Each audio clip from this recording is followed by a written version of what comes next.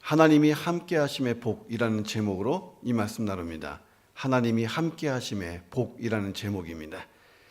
자, 최근에 한국 사람들 사이에서 대박이라는 말이 유행어처럼 많이 번져서 사용되고 있습니다. 대박이야. 헐, 대박. 야, 대박 났네. 막 이렇게 표현을 합니다.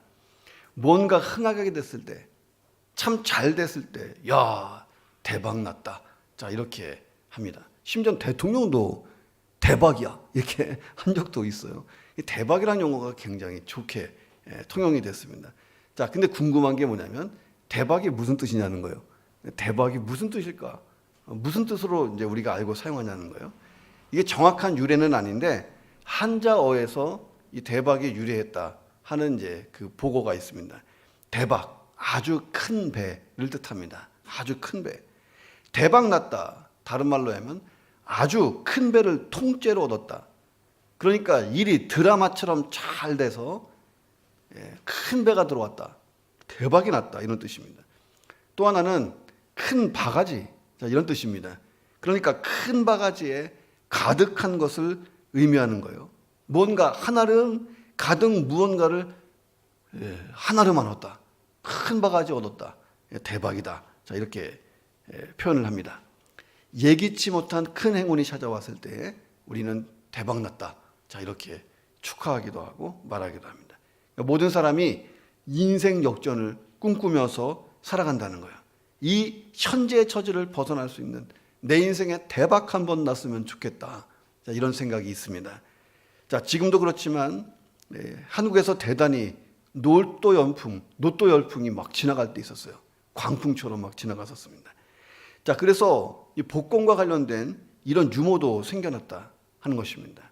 자, 어떤 부인이 복권을 샀는데 무려 3천만 달러에 당첨이 된 것입니다. 자, 당첨되자마자 고민이 생겼어요. 왜냐하면 이 사실을 남편에게 알려야 되는데 남편이 상당히 몸이 약한 거예요.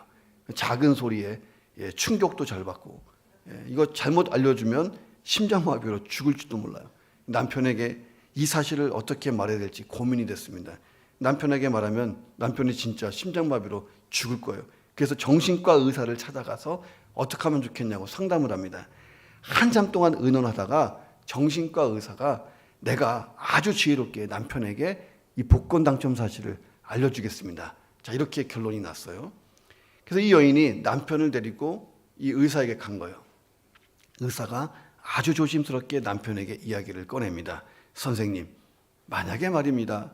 만약에 당신이 1,000만 달러 복권에 당첨됐다면 어떻겠습니까? 물어봤어요. 남편이 빙그레 웃으면서 아이 무슨 그런 행운이 저에게 찾아오겠습니까? 아이 그런 말씀 하지 마세요. 아 그래도 말이에요. 만약 당신에게 그런 행운이 찾아온다면 어떻게 될 것 같습니까? 남편이 대답하는 거예요. 글쎄요.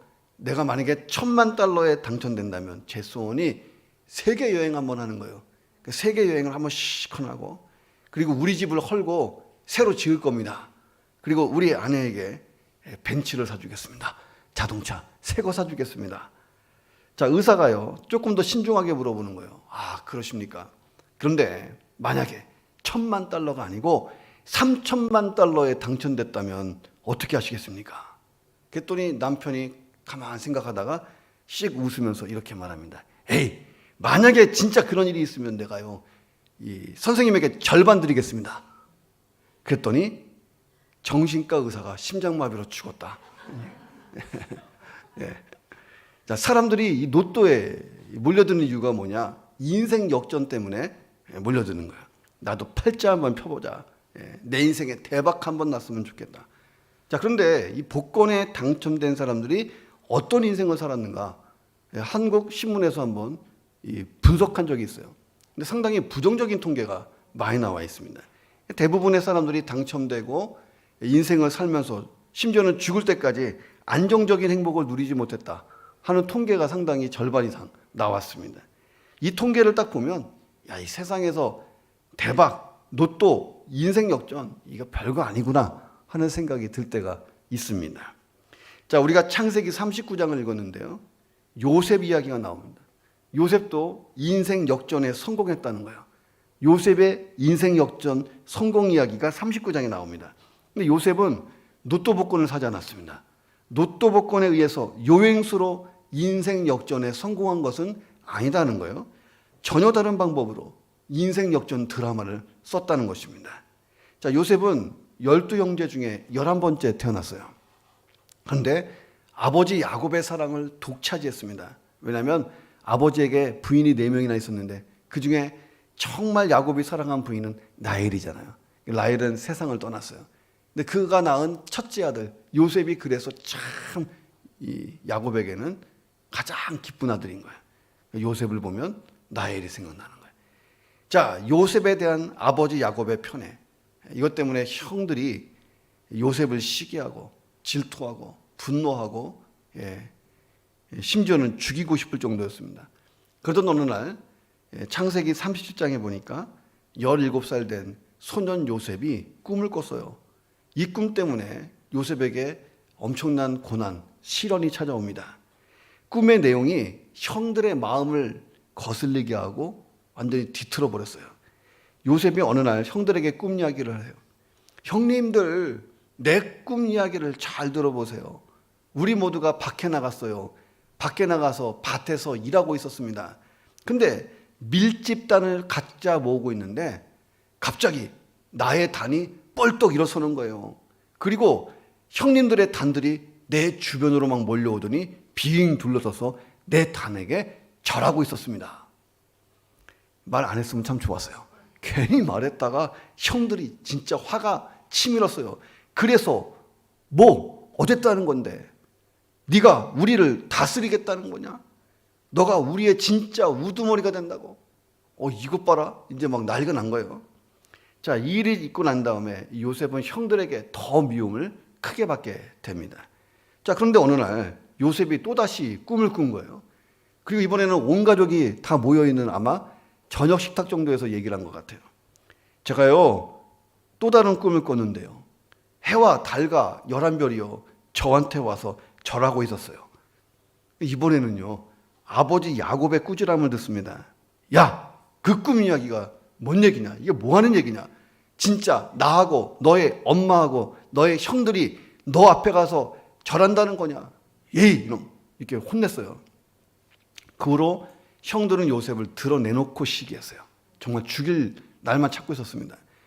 자, 아버지 야곱은 그런데 이 마음에 이 꿈을 담아뒀어요. 이게 도대체 뭔 꿈이지? 얘가 그냥 하는 소리는 아닌 것 같고. 예. 이 소설에 보면 복선이라는 게 있잖아요. 복선. 예. 더 글로리. 진짜 유튜브 완전 그냥 넷플릭스에서 그냥 아주 막 떠오른, 거기에도 복선이라는 게 있잖아요. 복선. 예. 저자가 앞으로 일어날 일들을 은밀하게 미리 좀 보여주는 거예요. 예. 그래서 이 독자로 하여금 집중하게 만들잖아요. 자, 형들이 이렇게 대답하고 아버지가 이렇게 대답했는데 이게 성경에서 보여주는 복선이라는 거예요. 진짜 훗날에 형들의 말대로, 아버지 야곱의 말대로 요셉 앞에서 형들이 절하는 일이 생기잖아요. 그리고 아버지도 그 앞에 가서 머리를 조아리는 일이 생깁니다. 자, 어쨌든 요셉의 꿈 이야기, 형들이 요셉을 죽이도록 정말 미워하고 날짜만 잡고 있었어요. 자, 그러던 어느 날 찬스가 왔습니다. 요셉을 형들이 구덩이에 던져버립니다. 죽으라는 거였어요. 이 구덩이 속에서 오랜 시간 있으면서 요셉은 나 이대로 죽는구나, 죽음을 생각할 정도로 충격적인 경험을 합니다. 자, 그런데 39장에 오니까 성경이 갑자기 톤을 확 바꿔서 요셉의 인생을 이렇게 말합니다. 2절에 보니까 여호와께서 요셉과 함께 하심으로 그가 형통한 자가 되어 그의 주인 애굽 사람의 집에 있게 됐다. 이렇게 나옵니다. 그가 형통한 자가 됐다. 자, 이 말은 다른 말로 하면 요셉이 성공했다. 성공 인생을 살게 됐다. 자, 이런 평가입니다. 자, 형들의 시기와 질투로 구덩이에 던져졌어요. 진짜 죽을 뻔했습니다. 형들이 그나마 약간의 정을 생각해서 요셉을 끌어내갖고, 요셉은 살려줄 줄 알았는데 형들은 이스마엘 상인에게 노예로 팔았어요. 노예로 팔아서 애굽으로 갑니다. 그래서 노예로 전락했던 요셉이었는데 그가 성공한 사람이 됐다. 성경이 이렇게 표현하고 있어요. 어떻게 됐느냐?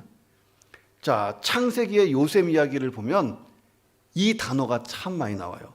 여호와께서 요셉과 함께 하심으로. 자, 참 많이 나옵니다. 요셉의 성공을 설명하는 가장 중요한 키워드가 뭐냐? 하나님이 함께 하셨다는 거예요. 39장 뒷부분에 보면 요셉이 감옥에 갇히는 인생 굴곡이 생겨요. 감옥에 던져집니다. 근데 21절에 이렇게 기록되어 있어요. 여호와께서 요셉과 함께 하시고 그에게 인자를 더하사 간수장에게 은혜를 받게 하셨다. 그러니까 여호와께서 요셉과 함께 하시고가 또 나옵니다. 그리고 23절에 보면 또 나와요. 23절에 이는 여호와께서 요셉과 함께 하심이라 여호와께서 그를 범사에 형통하게 하셨더라. 자, 요셉의 인생 역전이 어떻게 일어났느냐? 하나님께서 함께 하심의 결과라는 거예요. 여호와께서 함께 하심의 결과 인생 역전이 만들어졌다는 거예요. 자, 인생 역전 만들고 싶은가? 답은 간단해요. 여호와의 임재, 하나님이 나와 함께 하시면 된다는 거예요. 그래서 우리가 요셉이 경험한 하나님이 함께 하시면 찾아오는 복, 이 복에 대해서 생각해 보고자 합니다. 하나님이 함께 하심의 복이 뭐냐? 그 첫 번째는요, 좋은 만남의 축복이 있다는 거예요. 만남의 복이 있다. 하나님이 나와 함께 하시면 좋은 만남이 일어난다. 청년 한 사람이 영국 런던에서 시골로 여름에 여행을 떠났습니다. 어떤 조용한 마을에 들어가게 됐고 거기서 런던에서 볼 수 없는 진짜 아름다운 호수를 봤어요. 멀리서 그 호수를 보고 빼어난 경치에 완전히 매료돼서 호수로 막 달려들다가 미끄러집니다. 그래서 물속에 딱 빠졌는데 이 청년이 헤엄칠 줄을 몰라요. 물이 상당히 깊었습니다. 또 돌고 있는 물이었어요. 깊은 물 속으로 빠져들어갔고 허우적거리면서 막 살려달라고 부르짖습니다. 자, 시골인데 사람이 안 지나다니잖아요. 근데 때마침 그때 호숫가를 지나던 한 시골 소년이 뛰어들어서 이 청년을 구해냅니다. 청년은 자기를 구해준 이 소년에게 진짜 고맙다고 몇 번을 인사하고 떠났어요. 그리고 10년이 지납니다. 런던 청년이 성공한 다음에 생명의 은인이었던 소년을 잊지 못해요. 그래서 그 마을을 다시 찾아가게 됩니다. 이 소년을 만나서 많은 이야기를 나눴어요. 그러면서 너의 꿈이 뭐냐? 이렇게 물어봅니다. 근데 이 소년이 저는 의사가 되는 게 꿈입니다. 그런데 가난해서 저는 대학에 갈 수가 없습니다. 자, 이 말을 들은 청년이 부자인 아버지에게 갔어요. 그리고 이 생명의 은인이었던 시골 소년을 도와줬으면 좋겠다고 간청을 합니다. 자, 그래서 이 소년이 런던에 와서 의과대학에 입학하게 되고 의학을 공부합니다. 그리고 의사가 됐어요. 자, 이 소년이 누구냐면 이 시골 소년이 페니실린을 발명한 알렉산더 플레밍이다 하는 거예요. 자, 물에 빠졌던 이 런던 청년이 누구냐면 영국의 수상 윈스턴 처칠이었습니다. 수상이 된 처칠이 1940년 5월 영국이 독일에 완전히 침략을 받고 있을 때 전쟁 상황을 살피려 여기저기를 뛰어다녔어요. 그러다가 폐렴에 걸립니다. 당시에 폐렴에 걸리면 낫지 않아요. 폐렴으로 죽는 시대였어요. 죽음의 병이었습니다. 코로나보다 더 무서운 죽음의 병. 고열에 시달리면서 극심한 고통 속에 죽어가고 있던 처치를 살려낸 게 바로 플레밍 박사가 발견한 페니실린이었다는 거예요. 이 페니실린을 먹고 살게 됩니다. 이 두 사람의 만남이 20세기 역사에 진짜 극적이고 아름다운 만남으로 알려지고 있습니다.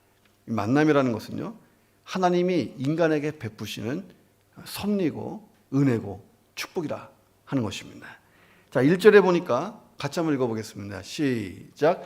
요셉이 이끌려 애굽에 내려가매 바로의 신하 친위대장 애굽 사람 보디발이 그를 그리로 데려간 이스마엘 사람의 손에서 요셉을 산이라.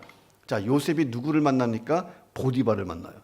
자, 보디발이 요셉을 노예로 샀어요. 자, 그런데 성경은 요셉의 주인 보디발에 대해서 아주 구체적인 정보 하나를 더 알려줍니다. 그게 뭐냐면 보디발이 애굽의 왕 바로의 친위 대장이었다. 보디발보다 더 중요한 것은 애굽의 왕 바로의 친위 대장, 이게 더 중요해요. 성경 기자가 보디발 말고도 그의 직업, 위치, 직분, 이거를 더 정확하게 기록했던 이유가 뭐냐는 거예요. 자, 보디발이 바로왕의 친위대장이 됐다. 자, 요셉에게 이게 무슨 의미가 있는가? 요셉의 인생 전체를 보면요, 엄청난 만남이에요. 이 만남의 축복이 돼버렸어요, 이게. 자, 훗날에 보디발의 집에서 요셉이 성공하잖아요. 그래서 매니저가 돼요. 그 집안의 총무, 청지기가 됩니다. 전체를 다 휘두르게 돼요. 자, 그런데 보디발의 아내가 유혹을 합니다. 요셉을. 그래서 그걸 뿌리치다가 누명을 또 뒤집었어요. 그래서 보디발이 요셉을 감옥에 집어넣습니다. 근데 그 당시에 요셉이 갇힌 감옥은요, 정치범 수용소였어요. 자, 그 당시의 풍습을 보면 바로의 시위대장의 집의 지하에 감옥이 있는 거예요. 그 감옥은 아무나 들어오는 게 아니고 바로에게 잘못했던 정치범들이 수용되는 감옥이었습니다. 자, 요셉은 감옥에 누명을 쓰고 들어왔던 왕의 술 맡은 관원장을 또 거기서 만나요. 술 맡은 관원장이 누구냐면 왕이 술 마시기 전에 먼저 먹어보는 사람이에요. 독 탔나?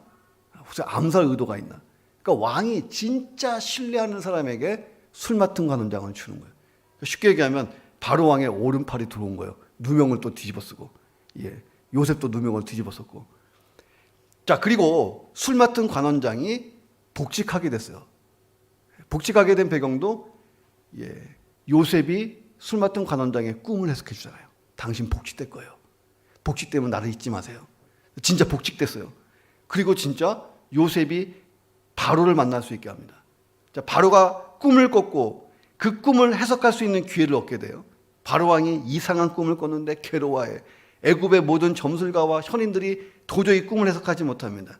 자, 그때 술 맡은 관원장이 요셉 생각이 난 거예요. 아, 꿈을 잘 해석하는 시부리인 노예가 하나 있습니다. 지금 정치범 수용소에 갇혀 있습니다. 해서 이제 데리고 옵니다. 요셉이 꿈 해몽가는 아니었는데 하나님이 꿈을 해석할 수 있도록 지혜를 주시는 거예요. 요셉이 이 지혜를 가지고 바로 왕의 꿈을 해석합니다. 그리고 바로의 큰 신임을 얻어요. 그 순간에 애굽의 노예에서 애굽의 총리로 신분이 급상승해요. 이건 신데렐라보다 더한 거야. 요즘은 불가능하지만 그 시대는 왕의 말 한마디면 다 되는 시대잖아요. 이 모든 일 뒤에 하나님의 섭리가 있었다는 거예요. 다시 말하면 그 섭리의 시발점이 보디발과의 만남이었다는 거예요. 자, 애굽에서 요셉을 살 수 있는 애굽 주인들이 얼마나 많아. 그 수많은 사람 가운데 하나님이 바로 왕의 친위대장 보디발을 만나게 하신 이유는 여기 있다는 거예요. 자, 그리고 보디발에서부터 바로에 이르기까지 계속해서 만남의 축복을 누려갑니다. 인간의 일생에서요, 만남이 매우 중요한 거예요. 내가 어떤 삶을 사느냐, 이거는 내가 어떤 사람을 만나느냐에 결정적인 영향을 받습니다. 내가 어떤 부모님을 만났나, 내가 누구와 결혼했나, 어떤 친구가 있나, 어떤 선생님을 만났나, 이웃이 누구인가, 굉장히 중요합니다. 자, 하나님이 함께하는 사람에게 임하는 복 중에 만남의 축복이라는 게 있는 거예요. 자, 그 사람은요, 하나님과 잘 동행하는 사람이에요. 하나님과 잘 동행하려면 같은 생각을 가지고 있어야 돼요. 그렇잖아요. 그리고 행동도 같이 해야 돼요. 이 성경은 하나님과 잘 동행하는 방법을 자세히 제공한다는 거예요. 우리가 날마다 말씀 읽고 묵상하고 깨닫기 위해서 노력해야 되는 이유가 이 만남의 축복 때문에 그렇습니다. 하나님이 함께하는 사람, 하나님과 잘 동행하는 사람에게는 요셉처럼 좋은 만남의 축복이 있다는 거야. 하나님이 이 만남의 축복을 통해서 우리의 인생을 하나님의 계획대로 끌고 가시는 거야. 자, 그렇다면 내가 오늘 기도할 이유가 하나님 나에게도 만남의 축복을 좀 주십시오.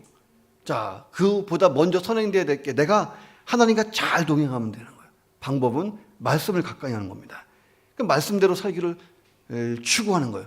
그러면 만남의 축복은요, 덤으로 이렇게 오는 거예요. 하나님이 바라보는 것을 내가 같이 바라보고, 하나님이 생각하는 것 나도 같이 생각하고, 하나님이 하시고 싶어하는 일 거기에 내 인생을 막 걸고, 이러면 만남의 축복이 덤으로 온다는 거예요. 요셉이 그랬어요. 요셉은 말씀이 있었어요. 무슨 말씀? 하나님이 주신 꿈이 있었잖아요. 이 꿈만 간직하고 살았어요. 이 꿈을 잊지 않고, 자, 하나님의 약속은 반드시 실현될 거야, 이러면서 하나님과 신실하게 동행했다는 거예요. 자, 요셉이 하나님이 기대하신 인생을 잘 살도록 하기 위해서 좋은 사람들을 옆에다 붙이시기 시작한 거예요. 마지막이 바로 왕이었습니다. 그 만남의 축복이 요셉의 꿈이 성취되는데 다 사용됐다 하는 것입니다. 자, 내 인생에도 이런 만남의 축복이 있다면 얼마나 좋을까? 자, 이것은 요셉 이야기로 끝나는 게 아니에요. 성경에서 요셉 이야기를 기록했던 것은요, 이 꿈을 우리도 가지라는 거예요. 자, 우리 인생에 하나님이 함께 하시는 복, 그보다도 만남의 축복이 가득하기를 주님의 이름으로 축원합니다. 자, 하나님이 함께하는 복이 뭘까? 두 번째는 일이 형통하게 되는 거예요. 모든 일이 형통하다. 예. 무슨 일을 만나든지 만사형통하리라는 찬양이 있잖아요. 나의 갈 길 다 가도록. 예. 하나님은 요셉이 하는 일마다 형통하게 하신 거예요. 요즘 말로 얘기하면 대박이 계속 나게 한 거예요.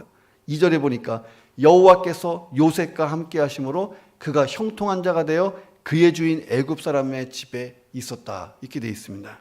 하나님이 함께 하셨고 요셉이 보디발의 집에서 노예였지만 성공 인생을 살기 시작했다는 거예요. 자, 요셉이 모든 일이 참 잘 되게 돼요. 그러니까 타인의 눈에도 요셉은 참 별다른 사람처럼 보였던 것입니다. 3절에 보니까 그의 주인이, 그러니까 보디발이 여호와께서 요셉과 함께 계심을 봤다는 거예요. 그리고 여호와께서 요셉의 범사에 형통하게 하심도 봤다는 거예요. 자, 보디발이 요셉이 일하는 것을 봤는데 다 잘 되는 거예요. 요셉이 장사를 하든 뭐 심부름을 하나 하든 모든 게 잘 되고 요셉 중심으로 사람들이 이렇게 모여드는 것을 봤습니다. 보디발이 바로의 친위대장이었어요. 그 집에 노예가 얼마나 많았겠어요. 요셉 빼고도 아마 수십 명의 노예가 있었을 겁니다. 유독 보디발은 근데요, 요셉을 유심히 봅니다. 요즘 말로 얘기하면 필 받은 거야. 더 좀 세속적으로 얘기하면요, 꽂혔어. 요셉에게 꽂혔어요. 예. 그 이유가 뭐냐? 하나님이 섭리하셨다는 거야. 요셉이 이렇게 마음에 들도록. 자, 보디발이 볼 때 요셉에게는 뭔가 힘이 있어요. 이 설명할 수 없는 힘이 있는데 가만히 보니까 요셉이 늘 기도하는데 여호와 하나님, 여호와 하나님, 그 신을 부르는가 보다. 그 신이 함께하는가 보다. 그러니까 보디발이 요셉이 섬기는 여호와 하나님이 요셉을 돕고 있다, 이거를 깨달을 정도가 됐다는 거예요. 그때부터 보디발은 요셉에게 관심을 뒀어요. 요셉을 가정의 총무 삼았습니다. 자기의 모든 소유를 다 요셉에게 위탁했어요. 내 소유를 다 맡길 수 있는 사람. 이게 내 주변에 이렇게 쉽지 않잖아요. 주식이고 뭐고 다 갖다 맡긴 거예요. 상상이 되냐는 거예요. 천하 제일의 애굽의 왕 바로의 친위대장 보디발이 애굽에 팔려온 노예 청년에게 자기의 모든 소유를 다 위탁 관리시켰다. 이게 대단한 일입니다. 4절에 보니까 요셉이 그의 주인에게 은혜를 입었다. 여기서 이 은혜를 다른 말로 얘기하면 신임을 받았다라고 하는 뜻입니다. 하나님께서 보디발로 하여금 요셉을 전적으로 신임하도록 섭리하셨다는 거예요. 그러니까 주인인 보디발의 눈에 요셉의 모든 게 다 좋아 보이는 거예요. 자, 그래서 요셉이 보디발의 가족을 가장 가까이서 섬기는 특권을 받게 됩니다. 노예로 살면서 이것보다 더 큰 성공이 어딨냐는 거예요. 요셉 때문에 보디발의 집이 형통했다. 자, 5절에 보니까 그가 요셉에게 자기의 집과 그의 모든 소유물을 주관하게 한 때로부터 여호와께서 요셉을 위하여 그 애굽 사람의 집에 복을 내리심으로 여호와의 복이 그의 집과 밭에 있는 모든 소유에 미친지라. 자, 이 구절에서 가장 중요한 게 뭐냐면 요셉을 위하여라는 단어입니다. 요셉을 위하여, 다른 말로 얘기하면 요셉 때문에 하나님이 보디발의 집이 잘 되겠다는 거예요. 요셉 한 사람 때문에 보디발의 집 전체가 잘 되고 형통했다. 자, 우리는 이걸 믿어야 돼요. 예수 잘 믿는 한 사람이 한 가정에 복이 될 수가 있습니다. 그 한 사람이 그 가정을 싹 다 바꾸는 거예요. 예수 잘 믿는 한 사람이 그 직장에 복이 될 수 있어요. 그 사람 때문에 그 직장이 잘 되는 거예요. 더 나가서 그 한 사람 때문에 민족이 복을 받을 수 있어요. 다니엘이 그랬잖아요. 다니엘 한 사람 때문에 고대 근동이 막 다 움직이고 섭리가 됐던 것을 봅니다. 로자 파크스라고 하는 여자분이 있었어요. 자, 로자 파크스는 그 미국 의회에서 현대 민권운동의 어머니, 라고 칭송했던 여인입니다. 흑인이었어요. 자, 아주 평범한 흑인 여자였습니다. 자, 어느 날 사건이 터져요. 1955년 12월 1일 엘라베마주 몽고메리에서 사건이 납니다. 자, 버스를 타고 있는데 갑자기 버스가 쓰면서 버스 기사가 지시합니다. 백인 승객에게 자리 양보하세요 라고 얘기를 한 거예요. 거부했어요. 버스 기사의 지시에 거부합니다. 경찰이 왔어요. 체포당해요. 그리고 직장에서 쫓겨납니다. 자, 이 사건 때문에 382일 동안의 버스 보이콧이 일어나게 됩니다. 자, 그리고 마르틴 루터 킹 목사님, 그 유명한 흑인 인권 부르짖었던 목사님이 이 대열에 합류해서 그 사건이 더 커집니다.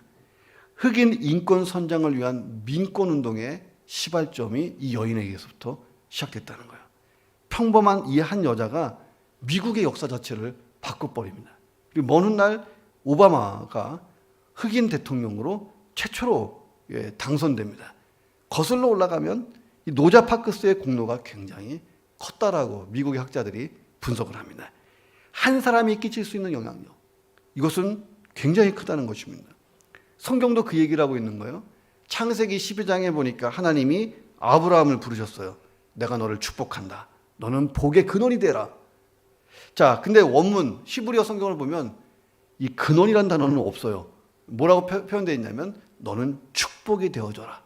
어디 가든지 너는 누구에게든지 축복이 되어라. 자, 이런 뜻입니다. 하나님을 믿는 우리의 포스가 뭐냐면요, 내가 하나님께 받은 복이 많아요. 나 때문에 이 주변에 복이 막 흘러요. 저는 제 아내를 위해서 기도할 때 그렇게 기도했다니까. 하나님 복덩어리 주십시오. 저는 조상에게서 재산 필요 없습니다. 그 부모님이 누군지 또 형제자매가 누군지 다 괜찮습니다. 근데 복덩어리를 주십시오. 주님이 이 사람을 통해서 막 복이 넘치게 그 복을 제가 좀 나눠 먹고 싶습니다. 이렇게 기도했는데 진짜 조상으로부터 아무것도 못 받고 복만 딱 가지고 있는 여인을 만나서 지금까지 복 받고 살고 있다 하는 거예요. 자, 하나님께서 우리에게 기대하는 인생이 뭐냐? 내가 복의 근원이 되는 거예요. 나를 통해서 축복이 흘러가는 것입니다. 요셉의 일생이 딱 그랬다는 거예요. 요셉이 하나님이 형통하게 하시니까 보디발의 집이 대박 났잖아요. 훗날에 애굽이란 나라가 고대 근동의 절대 강자가 됩니다. 자, 더 나아가서 요셉의 꿈이 성취됐고 가족 70명을 기근에서 구원해내는 통로가 돼버립니다. 자, 한 조사에 따르면 인간이 태어나서 죽을 때까지 평균 그래도 좀 의미 있는 사람 10,000명 정도를 만난다 그래요. 10,000명. 통계상 10,000명 정도의 사람을 만난다. 자, 이렇게 많은 사람을 만나면서요, 내가 영향을 주기도 하고 영향을 받기도 한다는 거예요. 생각해 보세요. 나는 일생에 1만 명의 사람을 만나서 과연 그들에게 축복이 됐을까? 저주가 됐을까? 과연 나는 축복의 인생이 됐을까? 자, 하나님이 함께 하시면요, 형통하는 거예요. 일이 잘 되는 거예요. 근데 이 축복이 나에게서 끝나는 게 아니고 흘러가는 것입니다. 자, 지금까지는 그렇다 치고 앞으로 만나는 모든 사람에게 내가 축복의 근원이 되기를 주의 이름으로 축원합니다. 자, 하나님이 함께 하시는 복이 뭘까? 이 세 번째는 마음의 평안입니다. 마음의 평안이 임해요. 자, 요셉은 노예였어요. 아무도 그를 간섭할 수 없었습니다. 그런데 자, 6절에 보니까 주인이 그의 소유를 다 요셉에게 위탁하고 자기가 먹는 음식 외에는 간섭도 안 했어요. 요셉이 노예였지만요, 나는 노예라고 생각하지 않을 정도로 권세를 누리고 있었습니다. 마음껏 명령도 하고 결정도 할 수 있는 권한이 있었잖아요. 당시 절대 권력을 가진 바로의 치위니 대장 보디발의 모든 소유를 맡았어요. 예나 지금이나 회계가 제일 파워가 센 거예요. 우리 여전도에서도 회계가 제일 파워가 세요. 그래서 허락받아야 뭐가 일이 진행되잖아요. 그러니까 그 소유를 관장한 사람이었어요. 노예로 팔려왔지만 남부럽지 않는 행복을 산 사람이 이제 요셉이었습니다. 근데 한편으로는 이런 생각이 드는 거예요. 그런 형통함이 있었는데 요셉의 마음이 정말 그렇게 행복했을까? 혹시 마음에 지워지지 않는 상처가 있지 않았을까? 저도 가끔 그 전에 사역했던 지구촌 교회에서 형제들을 만나보면 사회적으로 굉장히 성장한 사람들이 많아요. 삼성전자 임원이고 나름 성공 인생을 막 달려요. 근데 이분이 한 번은 병에 걸려서 치료를 받게 돼서 제가 갔는데 그 치료받는 그 과정 가운데 마음에 지워지지 않은 상처가 치유됐다는 거예요. 막 성공을 향해서 달려가다가 여전히 한 구석에 남아있던 그 상처는 아버지에게 받은 상처예요.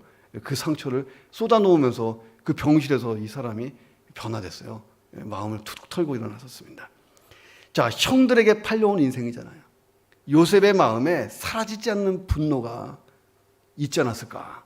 하루 일과를 딱 끝내고 자기 방에 딱 들어가면 분노가 막 일어나는 거예요. 이 쳐죽일 형들 말이야. 내가 만나기만 해봐라. 내가 말이야 지금 성공 인생을 사는데 내가 여기서 돈 벌어가지고 집으로 돌아가면 너네 끝장이다 막 이런 생각하지 않았을까? 도대체 형들이 왜 나를 팔아넘겼을까? 야, 나를 노예로 팔 정도로 그렇게 미웠던 건가? 야, 내가 다시 형들을 만날 날이 올까? 그럼 내가 그때 어떻게 해야 될까? 내가 사랑한 아버지 야곱 잘 계실까? 내가 없어진 걸 알고 충격을 받았을 텐데 이거 어떻게 받아들였을까? 이 질문이 막 떠올랐을 거예요. 그러니까 우리는 단순하게 읽지만 요셉의 마음이 이게 얼마나 힘들었겠어요. 밤마다 요셉의 형통이 아닐 수도 있었다는 거예요. 일은 잘 되는데 마음이 영 불편할 수가 있는 거잖아요. 자, 분노와 아픔이 가득한 상태로 얼굴은 그냥 가면 쓰고 웃으면서 일을 감당할 수도 있었다는 거예요. 자, 그런데 성경의 흐름을 보니까 그렇지가 않습니다. 요셉이요 상당히 평정심이 있었어요. 마음에 평안이 있었어요. 요셉의 마음이 망가졌다면요 사고 났을 거예요. 날마다 한 여인을 유혹하는데 20대 이 청년이 위기를 넘긴다는 게 이게 쉽지가 않잖아요. 보디발의 아내가 날마다 유혹하는데 요셉이 어떻게 하냐면 창세기 39장 10절에 보니까 여인이 날마다 요셉에게 청했지만 요셉은 듣지도 않고 동침하지 않을 뿐더러 함께 있지도 않았다. 자, 어느 날 진짜 함께 있지 않으려고 도망치다가 50 벗겨지잖아요. 그 누명 쓰고 감옥에 갇히는 거예요. 자, 어쨌든 이런 마음의 평정심, 이 신앙, 마음의 건강을 유지할 수 있었던 비결이 뭐냐?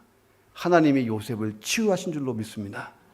자, 요셉의 상처난 마음을 만져주신 거예요.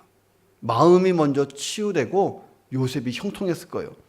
슬픔과 아픔이 막 밀려올 때마다 요셉이 아마 하나님께 나아가 엎드렸을 거예요. 자, 그래서 보디발의 아내로 누명 쓰고 감옥에 갇혔을 때 하나님 원망하지 않았어요. 그 감옥에서 최선으로 사는 거예요. 감옥에서 술 맡은 관원장의 꿈을 멋지게 해석해줬어요. 이 사람 복직했어요. 나를 불러주겠지. 안 불러줘. 새카맣게 까먹어버렸어요.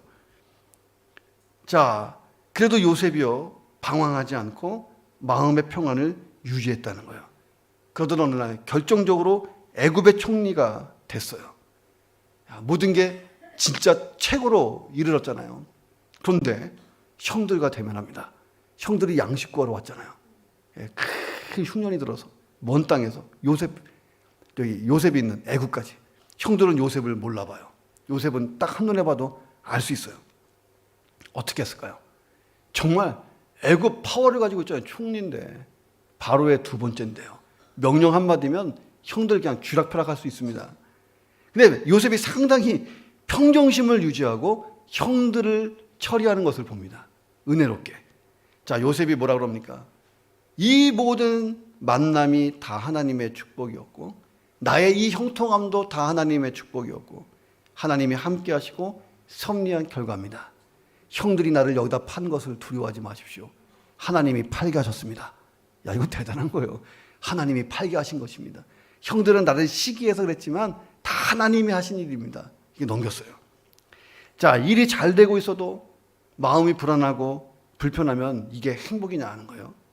마음의 평안은 하나님이 함께 하심의 결과인 줄로 믿습니다. 어느 초등학교에서 평화라는 주제로 아이들이 그림 그리기 대회를 했어요. 2개의 그림이 우수작품으로 뽑힙니다.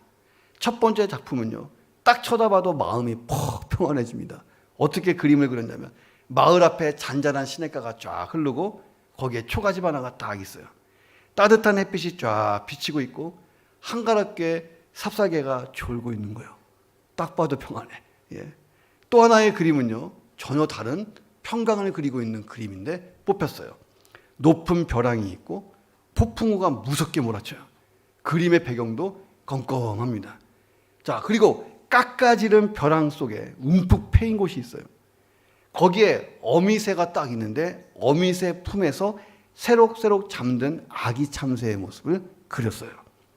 자, 이 성경이 말하는 평강이라는 것은요, 이 두 번째 그림이에요. 두 번째 그림이 보여주는 평강이에요. 요셉이 누린 평강이 그 평강이에요. 내가 노예여도, 내가 감옥에 갇혀도, 이 평정심, 평화로움이 유지될 수 있는 것. 폭풍 속에서. 자, 구름이 많이 낀 날, 바람이 막 몰아치는 날, 비행기 이륙할 때 비행기가 무진장 흔들리잖아요. 승객들의 마음이 불안하고 좀 우울해집니다. 그런데 이 비행기가 좀 더 오르면 진짜 새 세상이 쫙 펼쳐지잖아요. 전혀 다른 색상의 하늘과 우주가 보입니다. 자, 위에서 내려다보는 구름 아주 평화롭게 보이잖아요. 양탄자같이. 구름은 사라졌느냐? 그대로 있어요. 비바람이 멈췄냐? 아니, 여전히 치고 있어요. 그런데 그보다 높은 곳에서 바라보니까 구름이나 비바람이 별것도 아닌 것처럼 보인다는 거예요. 자, 이것이 초월적인 평강이에요. 하늘에서부터 오는 평강. 하늘 위에서 내려오네. 하늘에서 내려오는 평강이에요. 모든 것을 초월해 있습니다. 자, 이것은 요셉이 누린 평강이라는 것입니다. 자, 하나님이 주신 평강, 하나님이 함께함으로 누릴 수 있는 평강이었다는 거예요. 그 평강이 여러분 것이 되기를 주님의 이름으로 축원합니다. 요셉의 마음에서요, 이미 인생 역전은 시작됐어요. 그리고 삶으로 나타났을 뿐입니다. 그렇기 때문에 요셉이 마음에서 이미 인생 역전이 시작되니까 보디발의 집에서 노예였지만 성실하게 사는 거예요. 그 성실이 보디발을 감동시켜 버립니다. 하나님이 요셉의 그 참 성실함을 통해서 일이 잘 되게끔 역사하셨어요. 바로왕의 꿈을 해석하기 위해 바로왕 앞에 서게 하시고 애굽의 총리가 되게 하십니다. 자, 하나님이 함께 하시면 마음에서부터 인생 역전이 시작돼서 내 삶이 바뀌는 거예요.